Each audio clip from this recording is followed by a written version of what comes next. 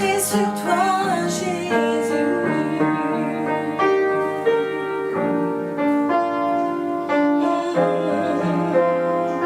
Tout est centré sur toi, Jésus.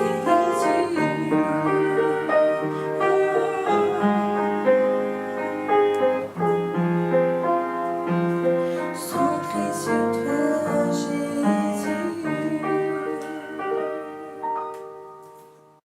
Eh bien bonjour chère famille en Christ, chères sœurs bien-aimées, chers frères bien-aimés, je vous souhaite le bonjour. Alors c'était vraiment une joie de partager ces moments dimanche dernier, de pouvoir venir adorer notre Seigneur Jésus, notre Dieu, d'être ensemble, même si nous étions masqués et avec une certaine distance, mais c'était bon de vous revoir. Et aujourd'hui, eh bien, on se retrouve derrière nos petits écrans, et merci Seigneur, parce que c'est une grâce de pouvoir bénéficier de la technique. Et le titre de mon message, ce que je voulais partager avec vous aujourd'hui, c'est la course vers l'éternité. Alors je vais juste remettre ce temps auprès de notre Seigneur et Père. Père, vraiment je te bénis pour cette journée que tu nous donnes, tous ces jours, ta bonté. Chaque jour se renouvelle, ton amour envers chacun de nous est inlassable, extravagant. Et je te remercie Seigneur Jésus, toi qui as tout donné à la croix pour que nous puissions bénéficier de ta bénédiction. Je te prie qu'aujourd'hui, que personne ne sorte les mains vides, du plus jeune jusqu'au plus vieux. Nous nous attendons à toi. Moi, sans toi, je ne peux rien faire, Seigneur Jésus. Alors, nous nous attendons tous à toi. Révèle-toi encore plus à chacun de nous, là où nous en sommes. Là où on en a besoin, éclaire encore nos vies, les profondeurs de nos cœurs. Vraiment, nous te bénissons, Seigneur. Te bénissons, Père. Et merci, Saint-Esprit, de faire ton œuvre en chacun de nous. Que la gloire revienne à notre Seigneur Jésus. Et tout ce qui s'oppose à tes projets, tout ce qui s'oppose à ta parole, eh bien, cesse maintenant au nom de Jésus. Tout ce qui vient des ténèbres tombe maintenant au nom de Jésus. Que ta lumière se fasse au milieu de nous. Merci Père, au nom de Jésus. Dans Jacques 4, verset 8, il est dit « Approchez-vous de Dieu et il s'approchera de vous. » Alors, c'est vrai que j'ai été amenée à vous parler de l'approche, comment on s'approche de notre Dieu. Je vous ai parlé de Moïse, comment Dieu a ordonné à Moïse la fabrication de la tente de la rencontre. Et on a pu voir que, eh bien, quand on s'approche de Dieu, eh bien, il y a un protocole précis.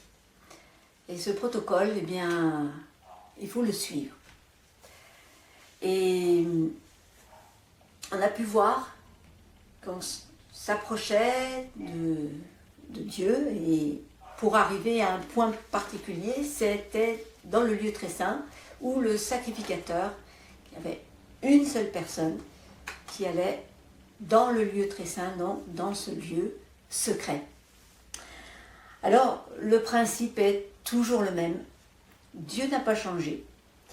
Et ça nous rappelle le verset de Matthieu 6, verset 6, qui dit « Quand tu pries, entre dans ta chambre, ferme ta porte et prie ton Père qui est là, dans le lieu secret, et ton Père qui voit dans le secret te le rendra. » Et ce lieu secret, eh bien, c'est le point de connexion avec notre Dieu. Et en mourant à la croix, Jésus de Nazareth va ouvrir cette connexion, puisque il va dire « tout est accompli ». À ce moment-là, le rideau qui sépare le lieu saint du lieu très saint va se déchirer. Et c'est Jésus qui libère l'esprit du Dieu vivant sur tout homme, sur toute chair, sur toute race. Et c'est un cadeau merveilleux. Alors, du coup, on a vu que l'Esprit de Dieu donc, peut habiter dans le cœur humain. Et il a fait son habitation dans l'homme, en nous. Si toutefois, tu l'as invité. Alors c'est vrai que c'est une chose extraordinaire que d'imaginer, de penser qu'il habite en moi. Il habite en toi. Il a fait son habitation en toi. C'est vrai que la parole de Dieu parle de mystère et c'est un mystère. Et donc, le plus grand désir de Dieu, c'est de collaborer avec nous. C'est son le plus grand désir, c'est ce qui lui est le plus cher. Et parce qu'il nous aime d'un amour éternel, d'un amour permanent, parce que Dieu est amour. Alors donc on a pu voir cette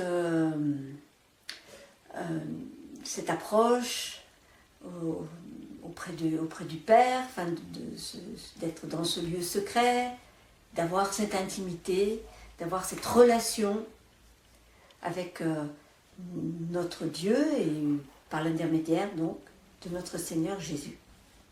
Alors du coup je vais vous parler des conséquences de cette intimité que nous avons avec lui. Et je vais vous présenter sur 3 niveaux. La première conséquence, cela nous conduit à considérer qu'il n'y a qu'un seul Dieu, un seul Seigneur. Et puis, dans un deuxième temps, je vais vous parler ce que produit cette intimité, c'est un respect pour sa parole et la crainte de l'Éternel. Et dans le troisième point, eh bien, pour aller où?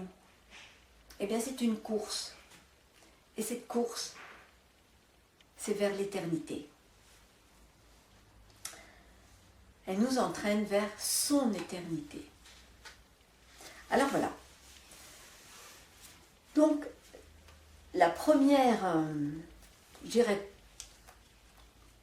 conséquence de notre intimité avec notre Père, avec notre Seigneur Jésus, eh bien, nous amène à considérer qu'il n'y a qu'un seul Dieu, vrai Dieu, qu'un seul Seigneur. Dans toute la Bible, c'est l'histoire d'une guerre. la guerre des dieux, une guerre d'adoration. Dans l'Ancien Testament, et quand on lit Exode, on peut voir déjà dans l'histoire de l'Égypte qu'il y a différents dieux. Il y a le dieu des mouches, le dieu des grenouilles, des sauterelles. Ensuite, Jésus va nous parler de ce dieu de l'argent, Mammon. Et puis il y a divers dieux qui sont là pour nous séduire. Alors il y a celui de la réussite, des jeux, de l'horoscope, de la mode. Et au milieu de tous ces dieux, eh bien, il y en a un seul qui s'élève au-dessus de tous les autres. C'est Adonai. Ce Dieu qui s'est révélé à Abraham, puis à Moïse. Et c'est celui qui inscrit ton nom sur le livre de la vie. Alors, on peut le vérifier dans Apocalypse 20, verset 15. Il est écrit « Quiconque ne fut pas trouvé écrit dans le livre de la vie fut jeté dans les temps de feu. » Alors, vous pouvez aussi lire ces références. Malachie 3, 16, Daniel 12, verset 1, et Philippiens 4, verset 3. Alors oui, c'est l'histoire d'un Dieu, Adonai, créateur du ciel et de la terre et de tout ce qu'elle contient. Adonai signifie « mon maître ». Et c'est le nom hébreu pour désigner Dieu. Mais Dieu c'est un nom mais qui a différents aspects et qui relate ses différentes qualités. Alors, je vais vous en dire quelques-unes. Donc c'est le Dieu qui pourvoit, le Dieu qui guérit, le Dieu qui sauve. On parle aussi Dieu ma bannière, Dieu chef de l'armée céleste. Enfin, il y a beaucoup à dire. Et c'est pas là le but de mon message. Ce Dieu, Adonai, a été révélé par Jésus sous un aspect que l'ancienne alliance, l'Ancien Testament, n'a jamais fait allusion. C'est un Dieu Père. Et ça, c'est la plus grande révélation de la Bible. Adonai, donc, était déjà dans l'Ancienne Alliance. Donc, c'était un Dieu qui appelle, qui bénit, qui châtie. Mais c'est un Dieu extérieur à l'homme. Son esprit reposait sur ses prophètes, mais pas tout le temps, pas d'une manière permanente. Et ce Père de la Nouvelle Alliance, révélé et manifesté par Jésus-Christ, devient un Dieu intérieur. Tout à l'heure, je vous ai parlé donc de ce Dieu qui vient habiter en moi, en toi. Et ça, c'est le fondement de notre foi chrétienne. Dieu, le Père, est Dieu. Le Fils, Jésus, est Dieu. Le Saint-Esprit est Dieu. Cependant, Cependant, le Père n'est pas le Fils. Le Fils n'est pas le Saint-Esprit. Et le Saint-Esprit n'est pas le Père. Ils sont tous différents, avec des qualités différentes. Mais c'est la Trinité divine. C'est le fondement de notre foi chrétienne.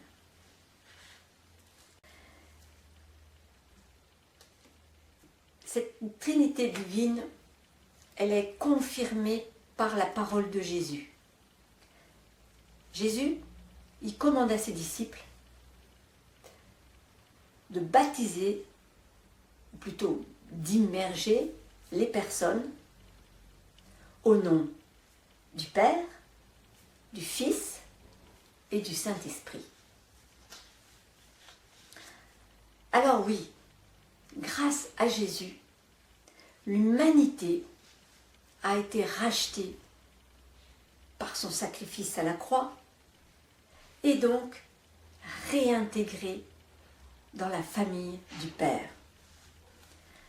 D'ailleurs, dans Jean 17, versets 20 à 21, Jésus dit « Afin que tous soient un, comme toi, Père, tu es en moi et moi en toi, qu'eux aussi soient en nous, pour que le monde croie que c'est toi qui m'as envoyé. »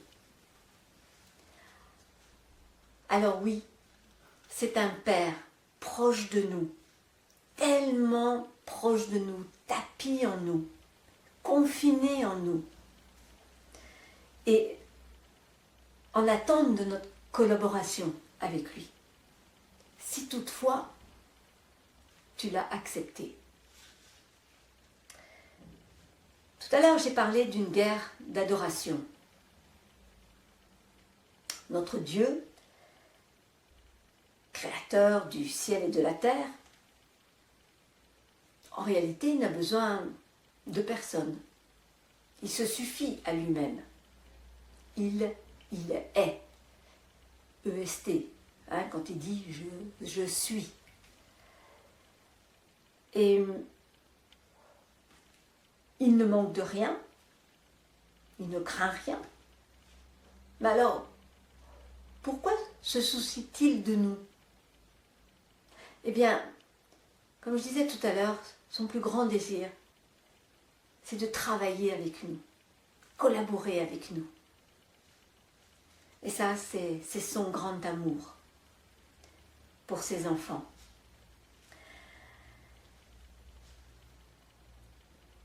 Il habite en nous afin que nous puissions mieux le connaître et que notre adoration grandisse. Mais qu'est-ce que c'est que notre adoration? Eh bien, c'est une obéissance constante à ce qu'il nous dit à travers sa parole.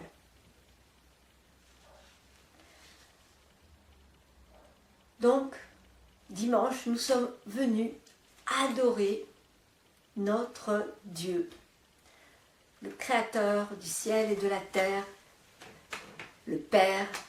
Nous sommes venus adorer le Fils, celui qui a tout donné pour que nous puissions être ses héritiers, que nous puissions appartenir à sa famille. Vraiment que son nom soit béni.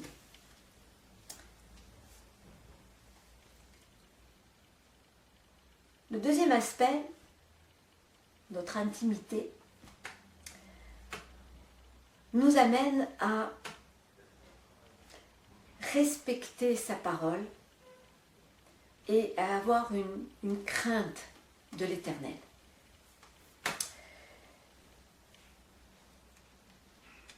Quand les disciples demandent à Jésus la clé de sa réussite, il dit « Mais attends, tout te réussit, toi. Mais qu'est-ce que tu fais? Comment tu fais? Mais explique-nous. » Et Jésus, eh bien, il va leur apprendre le Notre Père. Donc dans Matthieu 6, il va leur dire, Jésus, voici comment vous devez prier. Et ça, tout le monde le connaît. Notre Père qui est aux cieux, que ton nom soit gardé saint. Alors j'ai pris cette version un peu exprès, j'ai choisi celle-ci. Que ton nom soit sanctifié. Mais j'ai trouvé que celle-ci était appropriée. Alors que ton nom soit gardé saint.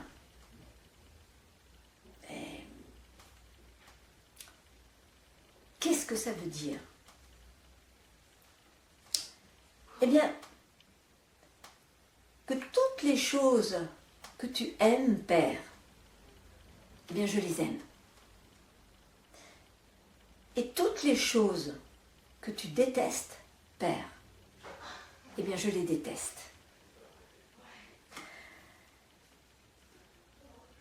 Donc, on va découvrir ce qu'il aime,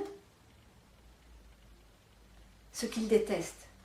Et c'est là notre obéissance à sa parole. Et quand on lit la Bible, sa parole, on voit les différents points où Dieu veut que ses enfants respectent. Alors, je vous ai dit, je vais vous mentionner quelques aspects. On trouve déjà le respect envers la veuve et l'orphelin. Ça, c'est notre Père aime qu'on prenne attention à ces personnes, ainsi que les personnes âgées. Il y a un aspect que Dieu est attentif, c'est envers les parents et envers toute autorité, quelle qu'elle soit, terrestre ou spirituelle.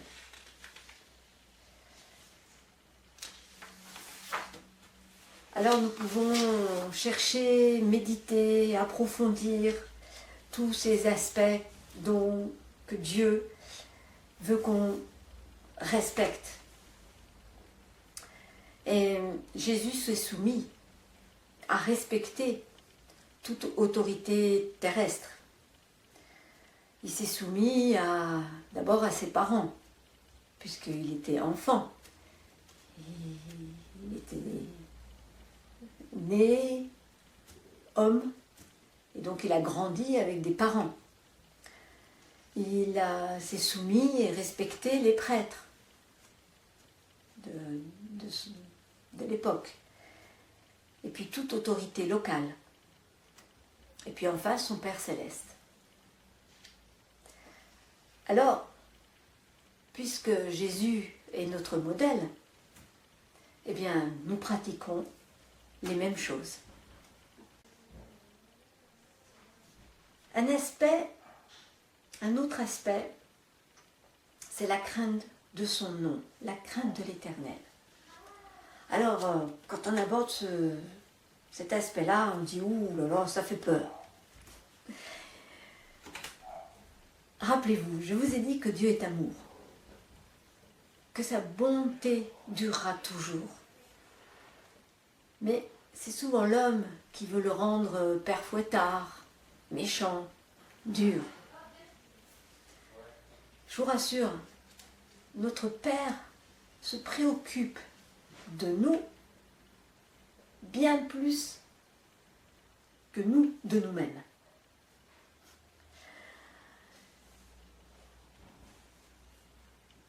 La crainte de l'Éternel.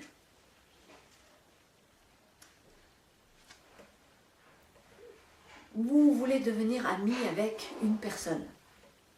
Comment vous vous y prenez? Bon, gentiment, avec douceur. Vous n'allez pas l'effrayer.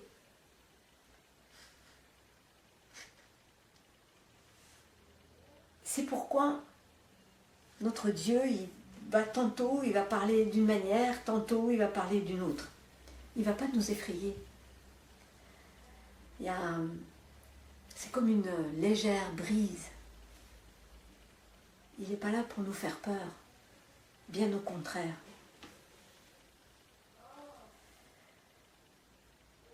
Si son amour envers nous est inconditionnel. Mais nous ne pouvons pas répondre à son amour n'importe comment. Et ça devient notre responsabilité.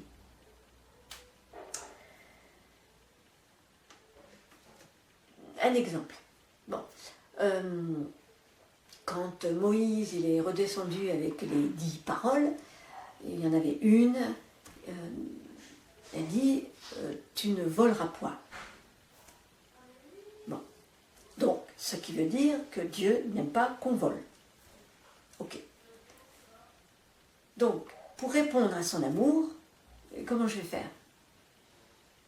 Ben, si je réponds à son amour, je ne vais pas voler. Si je vole, c'est que je désobéis et que je suis hors clou. Nous pensons souvent que notre Dieu, dans l'ancienne alliance, est un Dieu sévère. Mais rappelons-nous de l'histoire de Saphira et d'Ananias dans Acte 4, versets 32 à 36. Vous relirez ce passage. Ananias et Saphira ont menti. Et le jugement est tombé sur eux. Alors, Dieu n'est-il pas le même, hier, aujourd'hui et éternellement? Ce Dieu de l'ancienne alliance est-il différent de ce Dieu de la nouvelle alliance? Je vous ai parlé la dernière fois de perspective. Et c'est la manière dont on voit les choses. Dans la crainte de l'éternel, on peut le voir d'une manière, oui, ça fait peur, et j'en ai peur. Ou alors on peut le voir d'une autre manière, de dire, ah mais c'est pour mon bien, c'est pour me prévenir, c'est pour me garder. Et si j'ai cette crainte, ben c'est pour ma vie.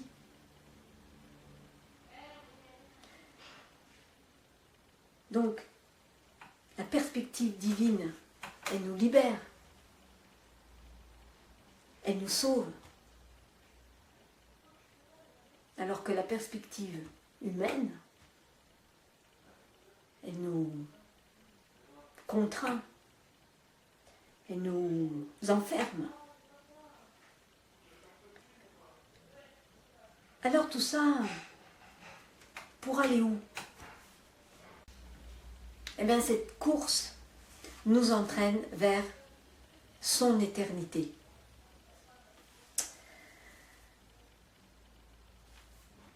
Je vais vous parler de Jonas, le livre de Jonas. Tout le monde le connaît.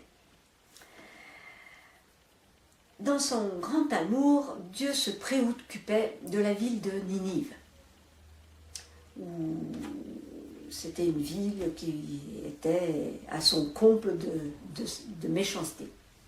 Et puis il envoie Jonas. Il savait que cette ville était condamnée, que cette ville allait à l'enfer. Donc Jonas, voilà, il ne s'exécute pas tout de suite, il n'obéit pas tout de suite, mais bon, il le fait. Et donc cette ville, elle est jeune, les hommes jeunes, même les animaux jeunes. Cette ville se repent, se détourne des mauvaises voies. Donc, Dieu était content. Et bien Jonas, quant à lui, eh bien il est mécontent. Non, mais quelle attitude de cœur!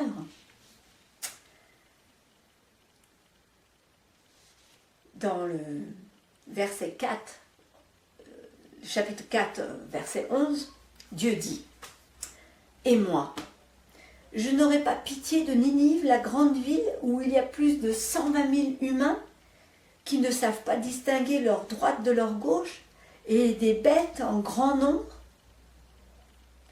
Donc, la préoccupation de Dieu, c'était leur éternité. Ils savaient qu'ils allaient partir en enfer. Dieu a-t-il changé aujourd'hui?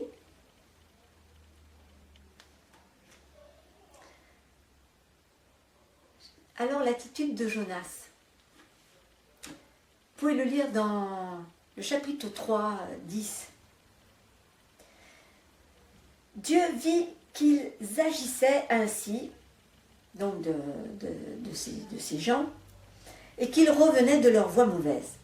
Alors Dieu renonça au mal qu'il avait parlé de leur faire, et il ne le fit pas. Au chapitre 4, versets 1 et 2, cela fut très mal pris par Jonas, qui se fâcha. Il pria le Seigneur en disant « S'il te plaît, Seigneur, n'est-ce pas ce que je disais quand j'étais encore dans mon pays? C'est pourquoi j'ai préféré fuir à Tarsis, car je savais que tu étais un Dieu miséricordieux, clément, compatissant, patient et grand par la fidélité, qui renonce au mal. » Waouh! C'est surprenant, mais pas tant que ça.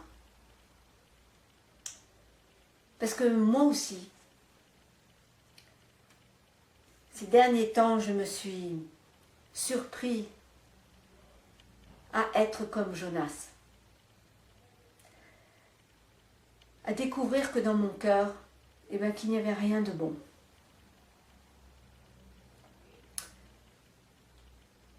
Que mes mobiles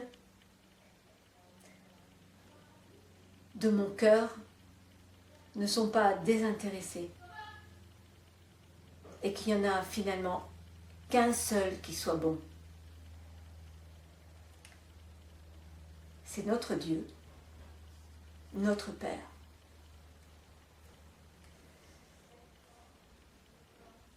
Alors c'est pourquoi la crainte de l'Éternel me permet de veiller sur mon cœur.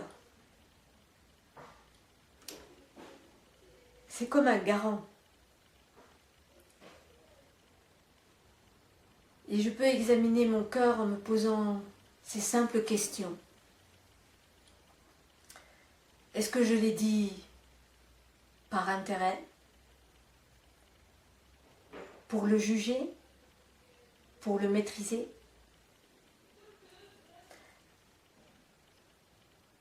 Et vraiment, c'est là qu'on peut se dire que Dieu est bon.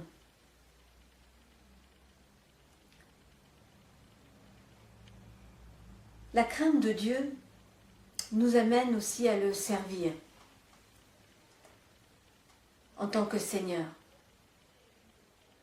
Et nous ne pouvons plus servir des hommes. Si je crains pour ma réputation, c'est que je sers des hommes.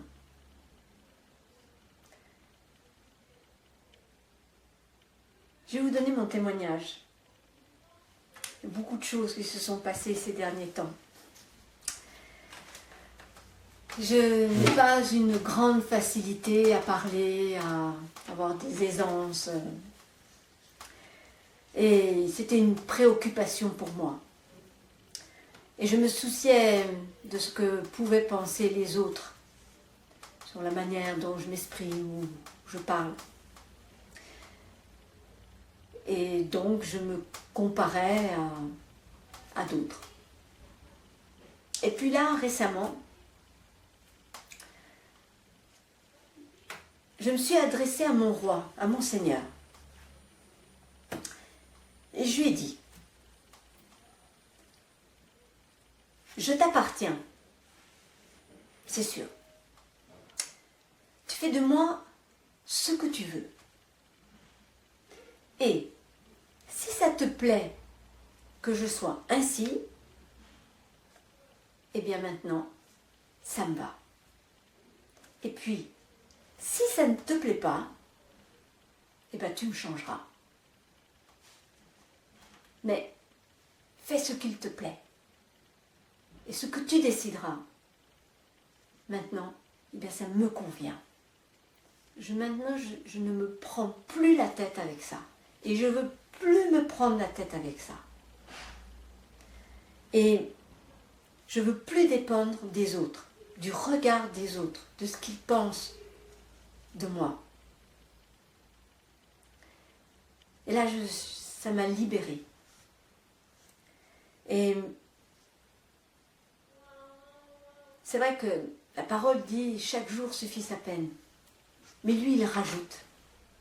Il rajoute toujours du nouveau. Chaque jour, nous bâtissons notre éternité. Et gloire à son nom. Nous avons été créés pour son bon plaisir. C'est là que je m'en suis rendu compte. Si ça lui plaît que je sois comme ça, eh bien, Seigneur, c'est ton bon plaisir. Et je suis contente de te faire plaisir.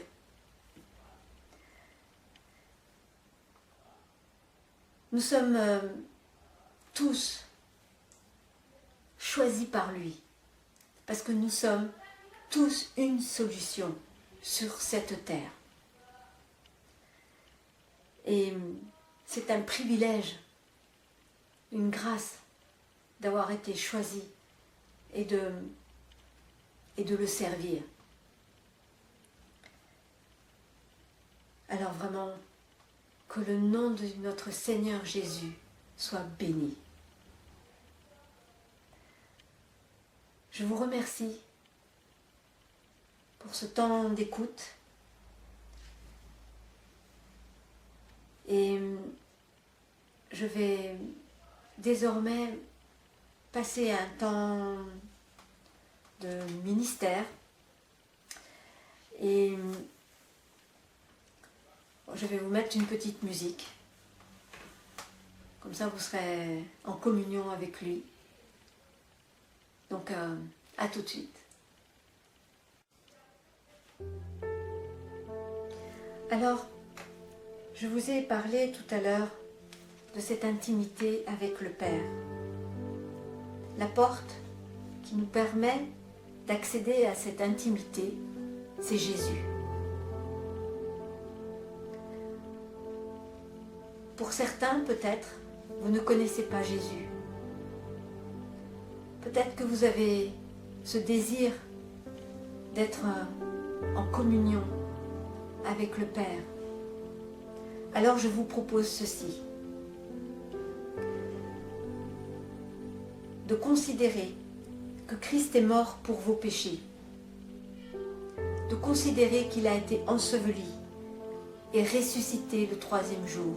Oui, Jésus, aujourd'hui, est vivant. Et il vous propose d'être réconcilié avec lui et avec le Père. Alors, demandez-lui pardon pour vos péchés. Demandez-lui de venir dans votre vie, votre cœur, et qu'il demeure en vous. Reconnaissez par votre bouche qu'il est Christ, votre Sauveur et Seigneur de votre vie. Que votre oreille entende votre proclamation. Alors, oui, nous sommes enfants de Dieu. Saint-Esprit, viens à notre secours pour faire la volonté du Père. Car nous savons qu'avec toi, nous pouvons t'offrir une véritable adoration. Je veux répondre à l'amour de mon Père céleste, comme toi tu le veux, et non pas comme je le veux. Je veux m'abandonner totalement entre tes mains, Père, et te faire pleinement confiance. Je sais que tu cherches des hommes et des femmes qui t'adorent en esprit et en vérité, qui t'obéissent sans compromis. Alors, me voici, sers-toi de moi. Vous pouvez tendre vos mains et demander plus de lui, d'avoir faim et soif de lui, de son esprit.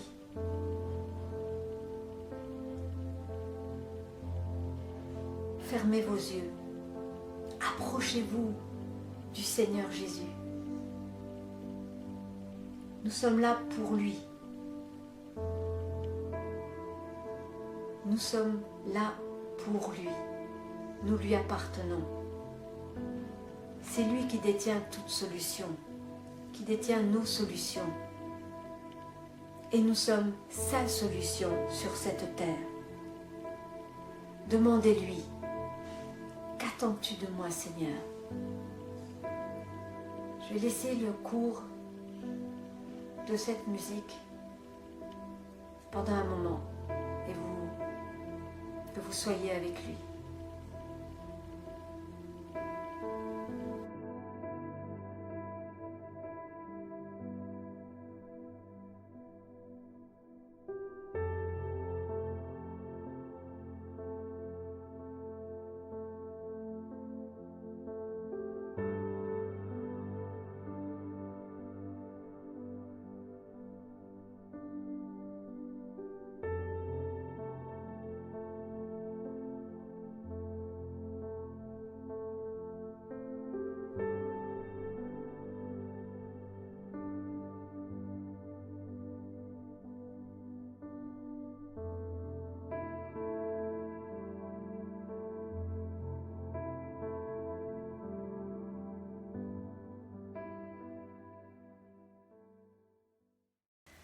Eh bien,